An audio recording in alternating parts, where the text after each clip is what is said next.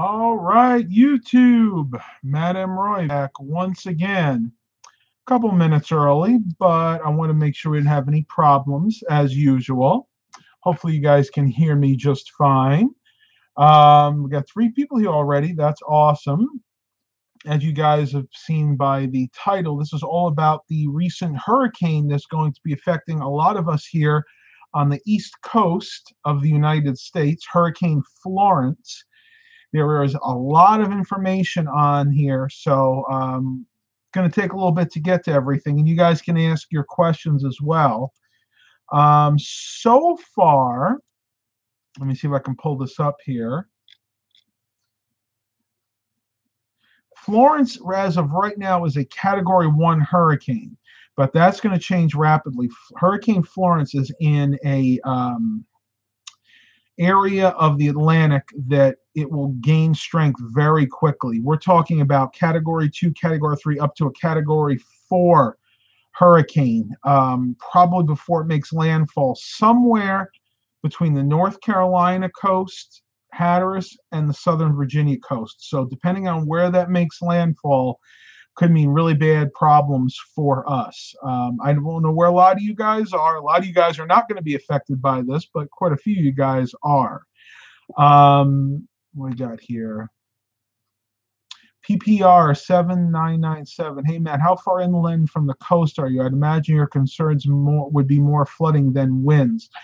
I am about an hour or two, well, hour and a half from Virginia Beach. So, yeah, we're still a little concerned about the wind here, but it is a lot of flooding, unfortunately. And where I am at my house, we're up pretty high, so we won't flood here, but it's the areas that are surrounding where I live that tend to flood really badly. Going to go ahead and answer a few questions before we actually get into some of the things you will need for your hurricane preparedness kit. Elizabeth LeFort, no, it's been a while. I haven't seen you in the last few live streams. Hope everything's going well with you. Captain Thunder Eye says hello. Hey to you. But that's about it right now. We don't know exactly where this hurricane is going to go. It could track more southerly. It could track more northerly. The northern, believe it or not, the southern track would actually be worse for us, because then we would get the right side of the hurricane, and that's where a lot of the winds are. If it tracks north and kind of stays off the coast, or even if it kind of hits right into us, that would actually be better, because the way it looks now, the majority of the winds would be out to sea. Because if it hit right on us, then the right side of the hurricane would stay offshore. We'd be getting the left side. And the left side of the hurricane always has the lighter winds. The right side is always the stronger of the hurricane. So hopefully, here's hoping it does give a direct hit to where we live and wouldn't be so bad. All right, Max O'Neill, U.S. does have some extreme weather. Yes, we do, but there are a lot of parts of the world that have extreme weather too. I know that Australia can get hurricanes and cyclones. Parts of Canada can also get some of these hurricanes as well. But yeah, the U.S. tends to get them worse than everybody else. Okay, let's go over some things you'll need in your hurricane preparedness kit. The number one thing you'll need is water. We can't live without water, but for maybe 2 or 3 days. And this is the general rule of thumb. I'm reading this right off the www.ready.gov. So this is the government website. You need 1 gallon of water per person per day for at least 3 days for drinking and sanitation. So you need potable water, stuff you can drink. And that is pretty good. I would say you definitely want to have that much. Right now we have about 20 gallons of water in those big cooler jugs, probably about another 4 or 5 gallons of water in just the 1 gallon plastic jugs. And to let you guys know, it's just going to be me. My parents are actually going up to a reunion in New York. So I'm going to be here alone going through this hurricane. That's if it's going to hit as a Category 1 or a 2. If it's going to be a Category 3 or stronger, I'm bugging out and heading up to my uncle's in New York. So we're just going to have to look very closely over the next few days and see what the storm actually does. All right, next is food. At least a 3-day supply of non-perishable food. So we're talking about dry goods and canned goods. So get yourself some beefaroni or some pastaroni or wherever the generic one is where you guys live. Maybe get yourself some dried Lipton soup mix for making like French onion soup, like I use in my 15 bean soup. Basically anything that you don't have to refrigerate, because if you lose power, the stuff's going to go bad. You can get Parmalat, that's what we call it here. It's basically the milk that comes in those little cardboard containers, and that milk does not have to be refrigerated. So yeah, basically make sure you have at least 3 days of foods, because let's face it, you don't want to get hungry. Ritz crackers would be a good option. Bread, peanut butter. Peanut butter is good. That won't go bad, though jelly will. So if you guys are really peanut butter and jelly fans, you probably have to do without the jelly for a little while. 5, yeah, PPR 7997 says, fire up your Jenny. We do have a generator. It's a 5,500 watt Troy built. And it's down in there. We ran it dry last time, put some fuel stabilizer in there and ran that through. So hopefully, if we do need it, and it looks like we might, it will start right up, because that would be terrible. And what my plans are on doing is I'm actually going to go ahead and live in the trailer for a while if we do lose power, because that's all self-contained, and I can run the air conditioning in there off the generator. Next, we have battery-powered or hand-crank radio and a NOAA weather radio with tone alert. I do have a NOAA weather radio right over there by the printer. That one does run on one 9-volt battery, so that one should be running if the power goes out. Flashlight, that's kind of a given. You want to have multiple flashlights. First aid kit. Band-aids, gauze, bandages, disinfectant, alcohol, hydrogen peroxide, bacitracin, anything, because if you do get hurt, not only do you need to cover up the wound, but you need to go ahead and be able to treat it with some kind of antibiotic or disinfectant.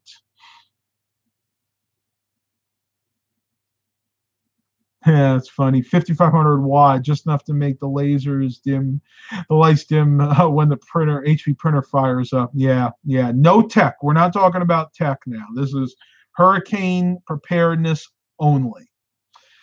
Let's see what we have here. Dust mask to help filter contaminants, air, and plastic. Sheeting and duct tape to shelter in place. That's a very good point. Not only, the one thing I'm going to add to that besides duct tape is you want to also have a lot of cardboard handy. So you can see we have a lot of big windows, and I'm assuming you guys do too. If one of those windows blows out during the hurricane, you want to be able to go ahead and tape that up. And what I would recommend using, a big piece of cardboard, and basically you just duct tape it around the windowsill. Anything that you have that'll go ahead and prevent the elements from coming in. And of course, when the hurricane ends, hopefully you have good homeowners or renters insurance to cover a lot of that damage.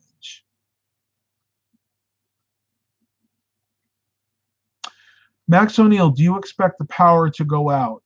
Possibly. Actually, more likely than not, because when we had our Hurricane Isabel and Irene back a few years ago, those were only Category 1 hurricanes, and one was actually a strong tropical storm. I think Irene was. And the power went out both of those times. So yes, unfortunately around here, because we have so many trees, and especially now that the ground is saturated, the real bad thing that's happening for us, before the hurricane comes, we're getting a lot of rain, which is going to saturate the ground and actually make the roots of the trees weaker. So chances are, once this hurricane hits, we're going to have a lot more trees falling down. So short answer, actually long answer by now, yes, we probably will be losing power.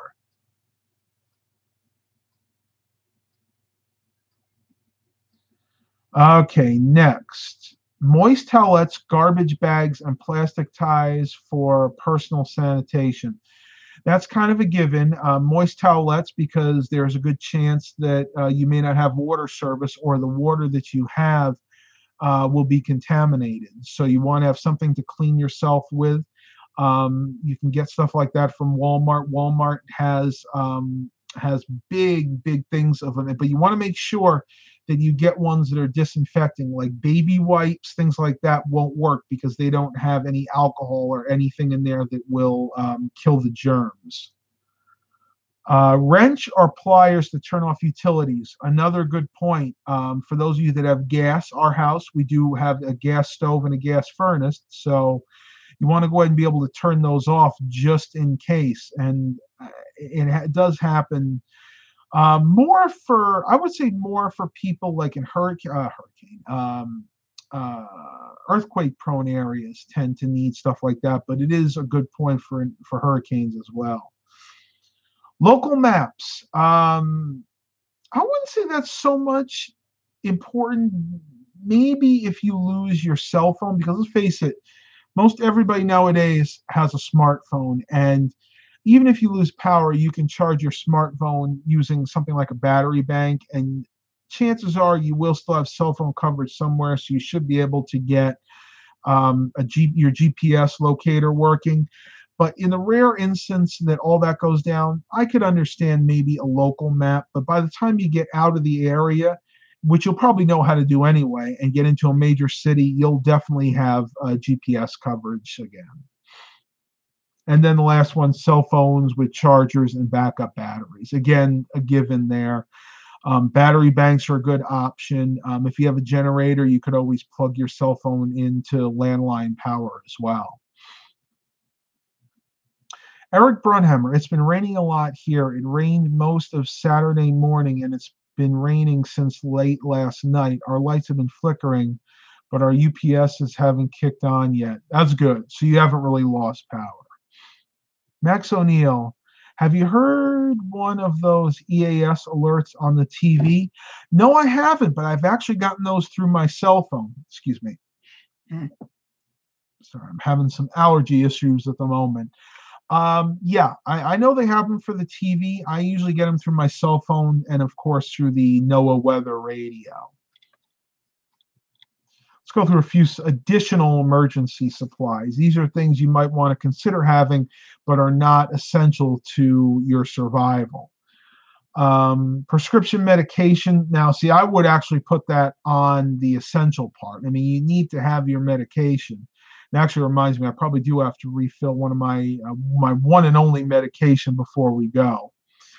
Non-prescription medications such as pain relievers, anti-diarrheal medication, antacids, laxatives, and the like. I mean, that's, again, something you might need to have more for comfort than anything else, but it would be a good thing to have something like aspirin, if you get hurt during the storm. And your muscles are hurting, I would definitely recommend having some type of over-the-counter pain reliever. All right, Reuben says he also has one of those alert radios. They're really good. I'm telling you, I love my NOAA Weather Radio. I might be fast asleep in the middle of the night. If there's a tornado or something, or a severe thunderstorm coming, we can go ahead and it'll alert me and wake me up. Hang on a second, guys.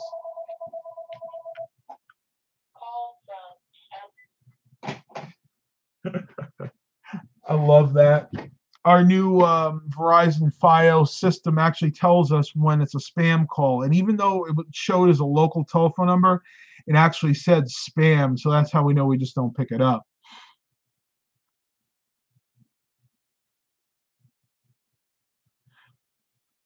Max O'Neill, I need a step-down converter, LOL, which I have somewhere. So do we. We don't actually have one either, so it makes it a little bit more difficult when we do lose power, but we can still make do. Michael LeFort, hey, Matt, crazy 8 weather. Tell me about it. All right, let me see if I missed anything, because I got a whole bunch of comments here.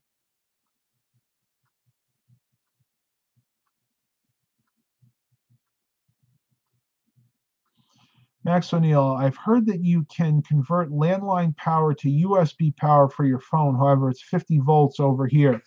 It's really easy to do that. I mean, you really just need a little cell phone charger. I just plug it into a couple of times we lost power. I literally plugged that right into the generator and charge my phone just like I would any landline. And you don't usually have to worry about line conditioning. Most modern generators, the governor is sufficient on there to keep the voltage steady and the amperage steady enough that it won't do any damage to sensitive electronic devices. But yeah, I kind of get your point. You still want to be careful.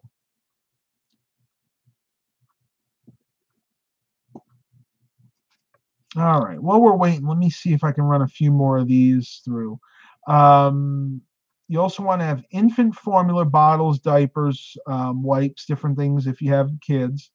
Pet food and extra water for your pets. That's a really good point. You know, I have 2 cats. I'm sure a lot of you out there have pets as well. And if you do have pets, they will drink water. Dogs more than cats. Cats don't actually need to have water. They can get the water from their food. But if you do have dogs, they're going to need water and quite a lot of it. So make sure you get a lot of extra water if you do have pets. Cash or traveler's checks. This is a very important one. I think quite a few of these I would say are primary concerns, not secondary concerns like they're saying here. Chances are, if you have a major hurricane hit your area, your ATMs are not going to work. And you may need to have cash to buy certain things, or heck, even to barter with other people with. So my recommendation, I would take out $200 to $300 at least. That way it'll get you through a few days, and hopefully after that, once the cash is gone, the power will be back, and ATMs and stores will be up and running again. Because even if stores are open, but they're running on power, they don't have power, they're running on generators, they may not be able to take credit or debit cards. So again, that's why you're going to need to have that cash on hand. Excuse me. Household chlorine bleach and medicine dropper to disinfect water. That's a good point. I'll also add water purification tablets. As a Boy Scout and a Cub Scout, when we used to go camping, we always used to have water purification tablets, and we would actually get our water. We wouldn't bring it with us. We'd get our water from the local creek or the local lake, wherever they had there, and you would actually have to put these purification tablets in there. Wait, I think it was like half an hour, and then only then was it actually safe to drink that water. Feminine supplies. That's all I'm going to leave. I'm going to leave it right there. I don't need to talk about that anymore. Mess kit: paper cups, plates, paper towels, and plastic utensils. Basically everything. The theme there is things you can throw away. Mainly because, again, you have limited resources when it comes to water. So you don't want to have to use that water to clean dishes with. So make sure you have tons of that. That way you can cook. And you can just use these plastic plates and utensils, just throw it out when you're done. I'm going to add something else to that too. We're very blessed in the sense that in our house we have a gas stove. We won't be able to use our oven because our oven is computer controlled, but our stove will work, albeit we'll have to light it with a match or a lighter. But those of you out there that have houses where everything's electric, you may want to consider getting extra propane. If you have a propane grill, that way at least you'll be able to cook something out on your grill, or extra charcoal if you have a charcoal grill. Another good option is to have something like a Coleman stove on hand, which I do have several of those at home, and those are great options. Again, if you have all electric appliances, you really want to be able to find a way to heat up something like your canned soup or your canned foods, because let's face it, canned tomato soup or canned vegetable beef soup, not going to taste very good if you're having to eat it cold. And your canned pork and beans, I don't even want to think about that. So yeah, make sure you have some way to heat your food up. That's really important.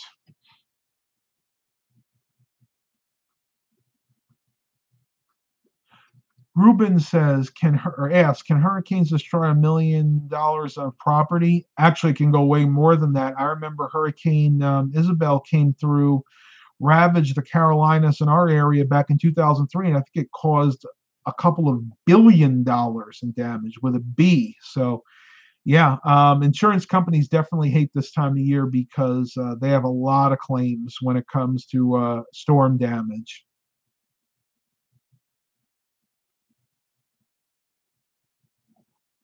Sorry, my chat window here is glitching a little bit.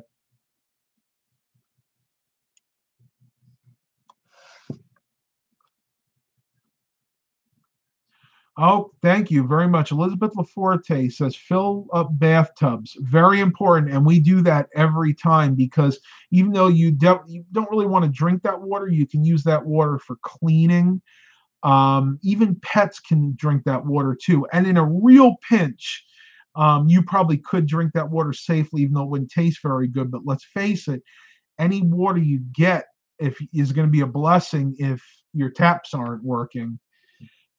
Huh, that's funny. I didn't know that. She also said make lots of coffee in advance. You can freeze it into ice cubes.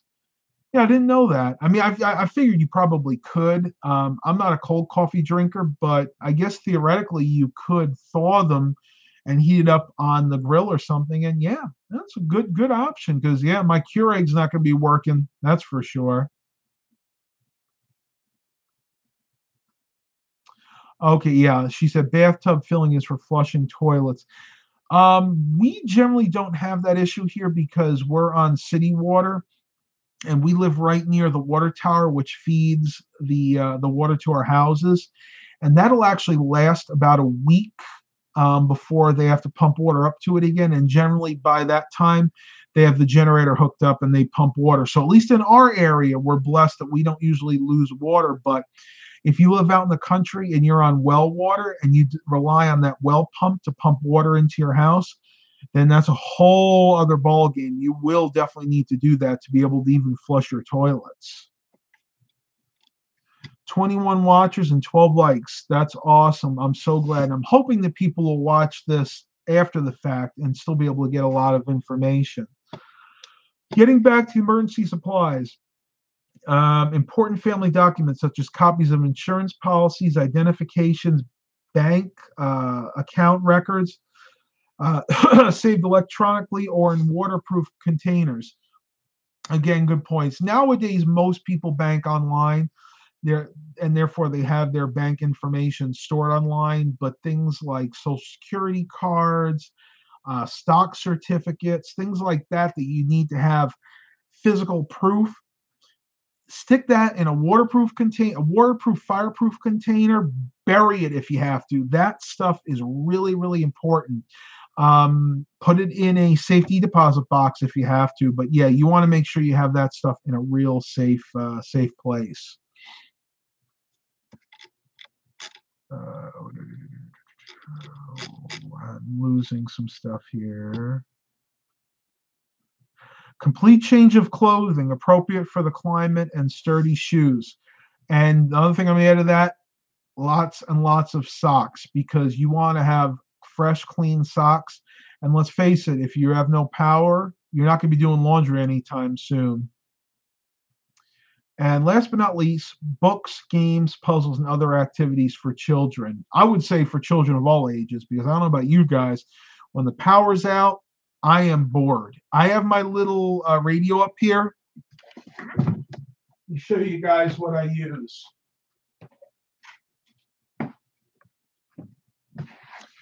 These are two radios that I use whenever the power goes out. Number one, this is a realistic weather radio, tunes to the NOAA weather band. This I take with me because the other one I have there is a stationary radio. I can listen to the latest reports. And number two, good old transistor radio. This is actually just an AM radio, which is fine because our local AM radio station does very good when broadcasting emergency news. Matter of fact, I think I need to get batteries for it because I don't actually have a battery. You can do a little AM FM radio with you. The reason you want these is don't necessarily rely on your cell phone because, as I said before, if there's no way to charge your cell phone, then you have no way to get emergency alerts. So a transistor radio, in my opinion, an absolute must. Okay. Passports, very good option. Thank you, Eric, if you have one. I actually don't. I never bothered getting my passport. Yes, Max. He says he's guessing all the water is sold out now. I watched the news about an hour ago, and I know our local Costco is sold out of water. We went to Dollar Tree earlier to do some shopping, and they, believe it or not, still like quite a bit of water in stock. But I'm guessing by tomorrow, that's all going to be gone. Reuben, you are very lucky to live on the West Coast, at least when it comes to hurricanes, but I'm not a big fan of earthquakes either. So we all have our crosses to bear no matter where we live. Robert Westfall asks how I'm doing. I'm doing well as could be expected when we have a hurricane bearing down on us. Reuben does make a good point. What about computers? And that's something I did want to bring up. If you have a computer that you use, give me an example like my Dell XPS 8700, that computer is going to stay here. I am not going to be lugging that. If I have to bug out, I'm not going to be lugging that upstate with me. But what I am going to do is I'm going to take my 2 external hard drives that I store all of my data to, and those are going to come with me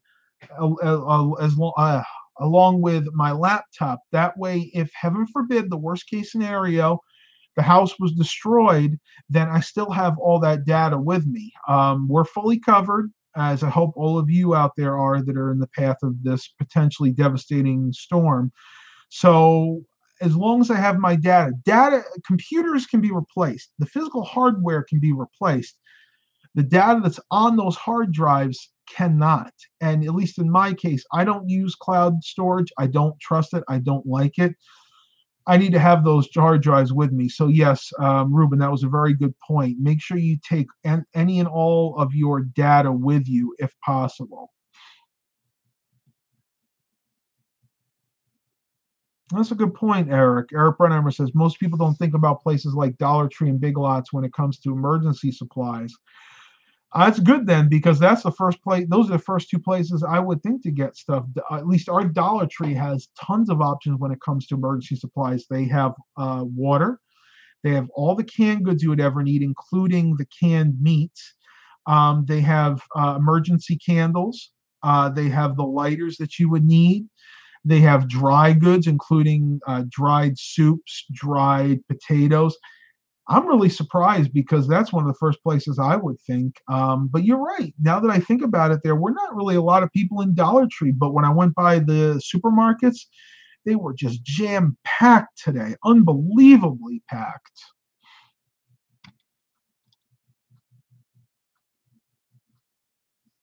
Couple more things I want to go over here. This is about your kit storage locations in the home. Keep the kit in a designated place and have it ready in case you have to leave your home quickly. Make sure all family members know where the kit is kept. Our kit is kept in our shed, which is right in the back of the house. And the reason we do that is the shed is a very sturdy, it's very sturdily built. It's a solid wood shed with the matching shingles that match the house. And it's actually protected by the house. The shed leans like right next to the house, and it's protected from the west and the southern winds generally where the storms come in. So find a very safe place to put your kit because you guys may need it. Work. Be prepared to shelter at work for at least 24 hours. Hopefully you guys won't get caught at work when the storm comes in. Your work kit should include food, water, and other necessities like medicines, as well as comfortable walking shoes stored in a grab-and-go case. I will also add to that a waterproof walking case. Let's put it that way. And vehicle. If you're stranded in your vehicle, keep an emergency kit with supplies in your car. Basically the same supplies you would keep for your home. Not necessarily what you would keep for work, but what you keep in your home. Because generally, if you're going to be bugging out, you're probably going to be taking your home kit with you. I know in my case, I'm also going to have to take 2 pussycats with me, so that'll be interesting. We'll have to see how they handle the traveling.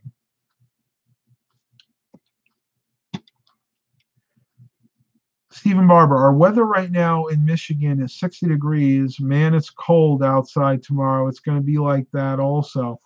I would take that weather, because if it was that cold here, by the time the hurricane came, it would have fizzled out, because believe it or not, it's the warm water and the warm air temperatures that actually feed the hurricane and make it grow stronger. True story there, true fact. Reuben asks, what about highways?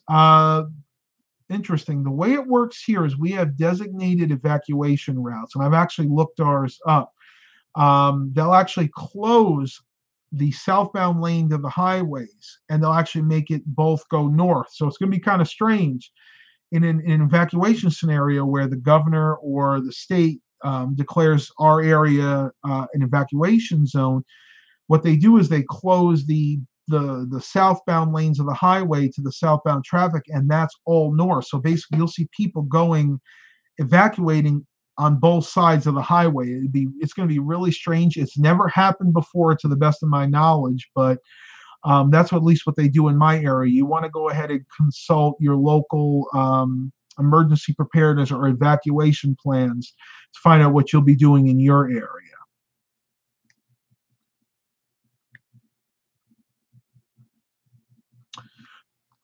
Charlie Pinsky, yes. Charlie Pinsky, yes. He is the same one that's in the retro group.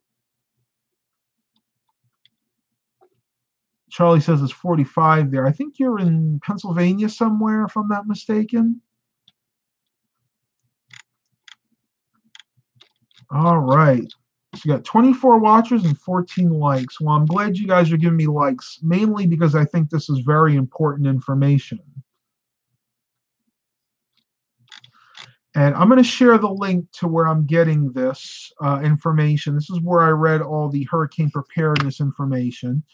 You guys can go ahead and click on that link, and you can actually print a copy of that out. And it actually comes with a checklist as well. So you can go through that checklist and make sure you have everything you need to safely weather any storm. You make sure I haven't missed anything here from the list. A few things I did miss. Fire extinguisher, just in case of an emergency, and matches in a waterproof container. You can have the lighters as well, just like this.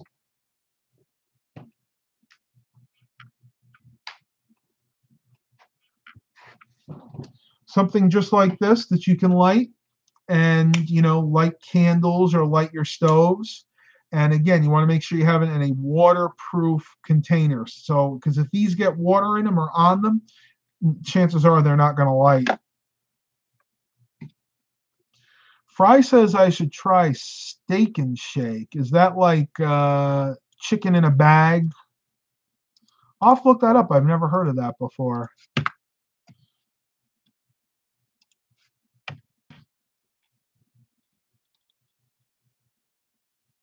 Oh, okay. It's a restaurant. Okay. Yeah, I don't think we have any in our area, but yeah, I would give it a try. Charlie says, I don't need to worry about flooding. I assume you probably live in the mountainous area. That's probably why.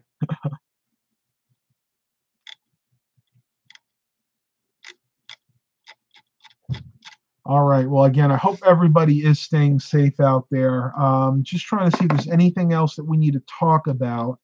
I just want everybody to stay safe. This is the real thing I'm trying to get out to you guys. As long as you guys follow these procedures, use some common sense, you too should be able to weather any kind of hurricane, any type of storm like this. I'm going to end the live stream here. I got all the information out that I needed to. I hope you guys are really enjoying these. Please continue to like and subscribe. And as always, have a blessed day, everybody.